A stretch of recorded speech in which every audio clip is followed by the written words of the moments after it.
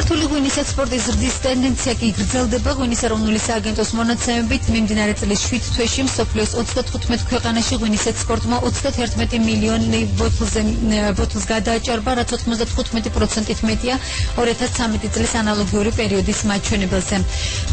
ქართული ღვინის ექსპორტო ბაზრების ხუთეული შემდეგნაირად გამოიყურება: რუსეთი, უკრაინა, ყაზახეთი, პოლონეთი და ბელორუსი, სადაც რუსეთი ლიდერობს 65%-იანი წილით.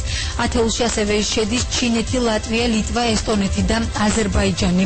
საანგარიშო პერიოდში ექსპორტირებულია $102 მილიონ მეტი პროდუქცია, 17%-ით არის მეტი აღნიშნული მაჩვენებელი 2013 წლის 7 თვის მონაცემზე.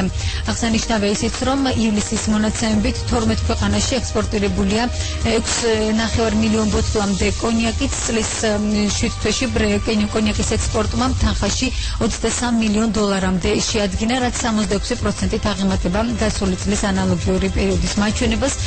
კონიაკის ექსპორტიორ ქვეყნებს შორის კი უკრაინა ლიდერობს.